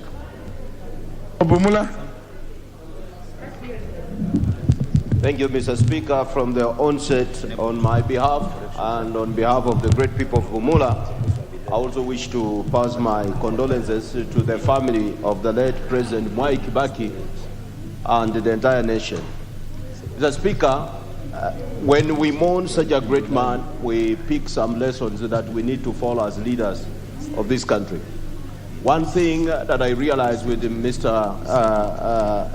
President, the late President, that every time, because that time when he was serving as the President, some of us were in the civil service, but every time we had opportunity even to visit him in the evening, you realize that he's sitting with men who could guide him on how to run this country. Mr. Speaker, as a leader, you need good advisors.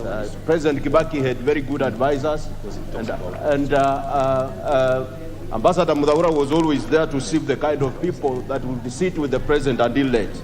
And today we are here to celebrate the great legacy that he has left in this country, a legacy that will be discussed with generations to come, because he was a kind of leader who decided to put the country first and not positions. Mr. Speaker, today you go to the villages, if you talk of the devolution that we can enjoy is actually the CDF that was championed by the late President. Some of the children, when we talked of raising this country from the wilderness, you realize that before Kibaki became the president, there are people who are learning under the tree. The best classroom, some of the places in this country were muddy walled classrooms, Mr. Speaker. But through CDF, today, you go in the villages and you wonder whether these are primary schools or colleges built by the CDF funds. So, Mr. Speaker, this is one man who knew that the country was actually in need of his leadership, and he was not such an insecure leader. He was such a consultative man. He could always give people permission to serve in respective ministries. When you listen to some of those fellas who served with him, they will tell you that they will go to him to consult for advice and see how best to improve this country. Mr. Speaker, to talk less or even more about this man, you realize that the massive infrastructure today that we enjoy in this country, people talk of Thika Road, but you go to even to the villages, you realize that some areas which had no tarmac roads, Mr. Speaker, because of the policy of this great man, people had to enjoy the infrastructure that they had never benefited since independence. I concur with one leader who said here, I think it was the leader of the chief whip of the majority, who suggested that actually such a great man should be remembered. And the building standing behind you, Mr. Speaker, because of your effort also bringing it up, be named Mwai Kibaki Towers, so that this great man can be remembered by this house.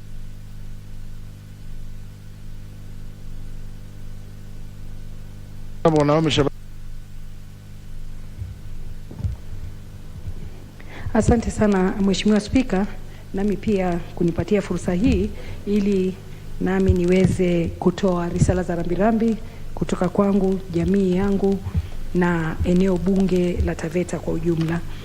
Mheshimiwa Spika, Rais wetu wa tatu wa Jamhuri ya Kenya, Mheshimiwa Mwai Kibaki, alikuwa tu si rais peke yake, bali alikuwa baba mpenda wa watu, mpenda maskini na kuhakikisha kuwa maskini wameinuliwa juu. Mheshimiwa Spika, nilipata fursa ya kufanya kazi naye kwa ukaribu, hata nilivyokuwa niko upinzani. Alikuwa kila mara alipenda kusikiza shida zetu za Taveta na kuweza kututatulia. Vile vile Mheshimiwa Spika, nilivyorudi awamu ya pili, tulifanya kazi na yeye akiwa rais wangu na vile vile akinipatia nafasi ya kuwa kwa baraza lake la mawaziri. Mheshimiwa Spika, Baba huyu mpenda watu, baba wa taifa aliyekuwa si mwingi wa maneno but alikuwa mwingi wa vitendo. Alikuwa anataka kusikia Wakenya wanapata faida gani, na ukitaka kumweleza chochote ni umwelezee kuwa Wakenya watafaidika vipi. Mheshimiwa Spika, Mheshimiwa Rais Kibaki alivyokuwa na upendo kwa watu wake, alikuja na njia ya kufanya kazi tofauti sana, ambayo nilikuwa nimetoa shukurani kwake. Nakumbuka baada ya vita vile ambavyo tulikuwa navyo na matatizo tuliyokuwa nayo baada ya uchaguzi wa 2007, alikuwa mtu ambaye alisimama kidete na kuhakikisha kuwa Wakenya